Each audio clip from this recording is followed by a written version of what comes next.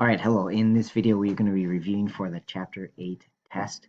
So I'm going to be doing a lot of questions together where you pause the video and try them first, including the one that's up here. So just have out notebook, pencil, and try this question out before watching the answer, right? Doing that will give you the best chance to do well on the Chapter 8 test. Okay, so we've got an array list with items in it. I'm not sure it says what type of items, but let's just say they were strings. And so we would have indexes like 0, 1, 2. And this would have length of 3. So to answer a question like this, I usually just use like a sample one. So basically, if like the length is 3, we'd want to return an index 0, 1, or 2. Okay, so the basically math.random, remember again, is 0 to 0.99999. So in this first example, if we multiply that by the size, that would be 3. So it'd be 0 to 2.99999, and then we truncate it with this int, so that would be 0 to 2, and then we minus 1, so it would be negative 1 to 1, so that's not going to be right. Okay, the next one is going to be 0 to 2.999 again, and then truncated int 0 to 2, which is actually exactly what we want, right? Because if we have length 3, then we want an index 0 to 2. Okay, and we can see that this would work with a different length. Let's say length was, we had one more element, and length was 4. So we'll draw one more in here. And length was then 4. So wait, this would now be 3.999 and truncated to 0 to 3, and that again would be perfectly what we want. So we don't need to add 1 or minus 1 like some of these other examples do, right? So just letter B is going to be the best answer here. Okay, so these are kind of some like sample level questions, and I picked some of the harder ones for this review. These are like AP type level ones. So we've got a class here called some methods, and then which one of these would not cause an error? So there could be more than one here, 1, 2, 3, but pause the video and see if you can figure that out. All right, so this question is kind of about overloading. So the first one is going to create a problem because it's named 1 and has a single int coming in, so it would error out with this one. The second one should be okay because it has the name 1, but it has a string and an int, and that's different than having an int first and then a string second, so that's okay. The third one has 3 ints coming in, right, and that also should be okay because none of these other ones have 3 ints coming in, so that one would also be just fine. Right? Remember, overload is you have the same name but a different set of input parameters, and then that's okay. Right? And it's all about when you call it. So like if you call 1 with an input of just a single int coming in, it knows to call this one, right? Because all the other ones have different inputs. So it allows you to know which one to call in which circumstance.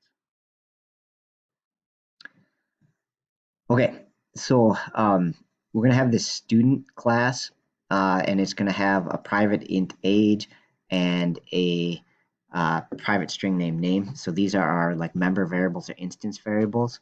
And then here's our constructor that takes in an age and a string and just sets those values. All right, so you might want to jot this down because you're going to need it for the next couple questions. I guess you could always look back in the video. We have some instance variables. Okay, and so I've got questions 1 and 2 here, but then there'll be a couple more questions after that. So I guess you'll have to go back in the video and reference if you need it. Okay, so try these 2 questions before continuing.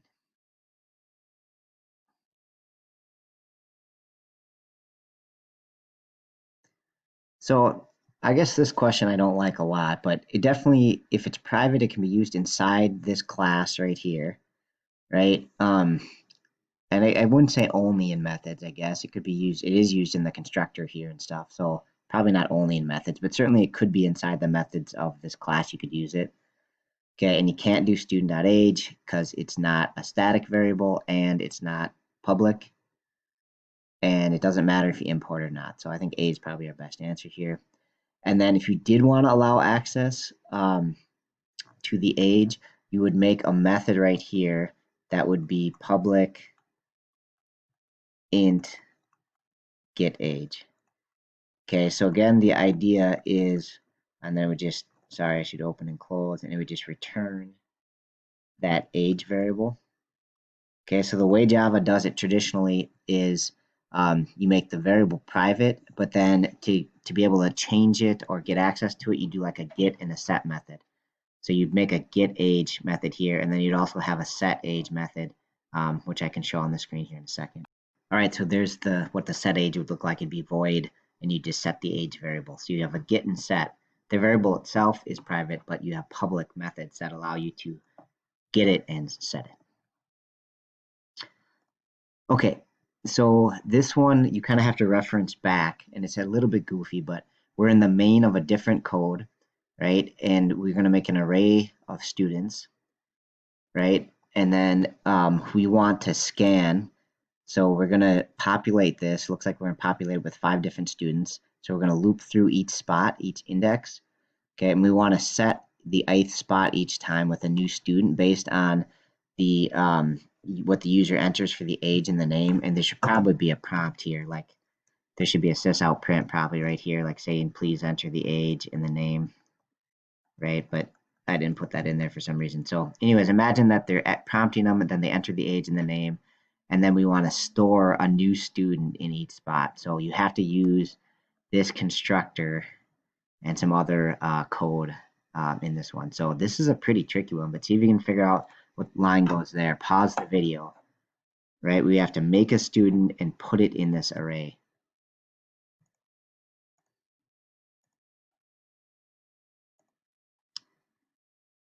Okay, so hopefully you had a chance to try it, but the code here is you're going to do the array, so students, delete the rest of this stuff, sorry. Delete all this other junk. So you're going to do students, and then position I, because we're setting the I spot. It's already an array of students. And then I'm just going to do new student. I want to make a new student each time. And all I have to do is use a constructor, right? That's when you make an instance of the object, you're using the constructor. So I've just got to pass in the age and the name. So that would be the age variable here and the name variable. So those are actually populated by the scanner, whatever the user enters. Then we create a new student and store it in the ith spot. So we're looping through this array and populating it with new students each time.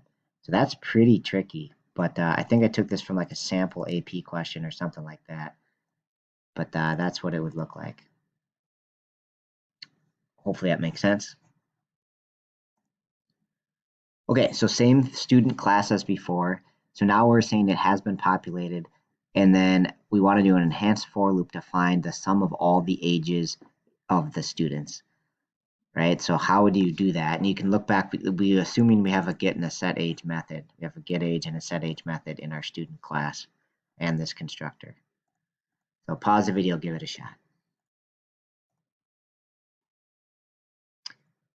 Okay, so the loop would be for, we're going to take a student variable, just call it student, from the array called students. Okay, so that enhanced for loop again will one at a time populate student with a student from students, right? So it's going to pull them one at a time from this array right there. Okay, and again, we don't have to use the I and all that stuff because it's already doing that stuff for us here. So all we have to do is find the sum of the ages. So I'm going to need a sum variable. I should have put that at the top. So int sum started off at 0, and then I'm going to add the new age. So I'm going to do sum plus equals the new age. I'm going to do student at get age. Right, so I'm going to use that method to get the age and add it to the sum. Right, and then at the end, we could, if it was a method, we would return it. I don't know if it says anything about being a method here, but at the end of the loop, then I'm just going to sysout print the sum, right? And that's it. So that would give us the sum of the students in that array, right? So you got to get the student and then call the get age method on it. And that type of like process is for sure done on the AP test, right? So this array doesn't have strings or whatever. It has our own custom variable type. So when we get one at a time, we can call all the methods, right? Each one of those items in that array is one of these students, is an instance of these students. So we have all the methods and stuff for each one of those. So we have to get it first. I guess it's being done right here, and then call the get age method.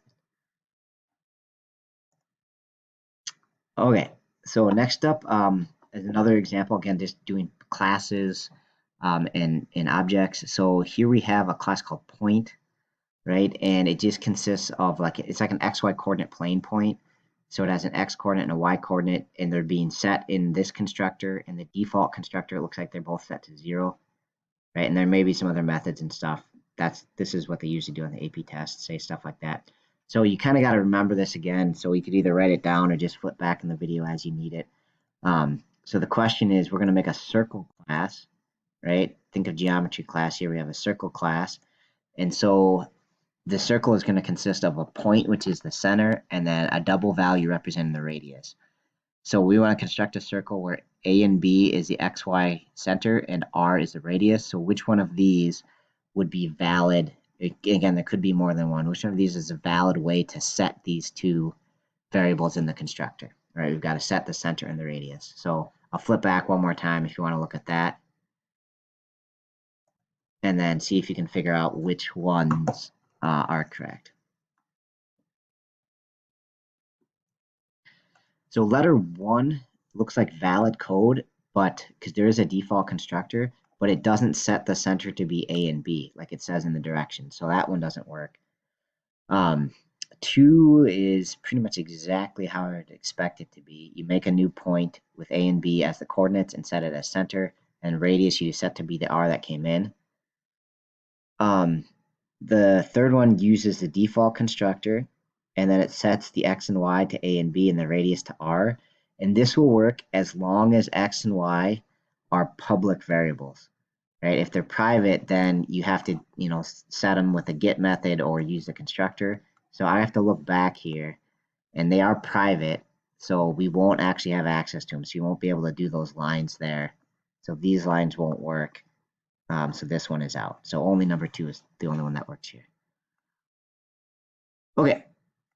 I'm going to make a second video going over some stuff about substring. That's what I have here, but I just ran out of time. And so it's always good to know, and I think it comes up on this test. So we're going to go over a little bit of substring practice in the second part of this video. Thanks for watching.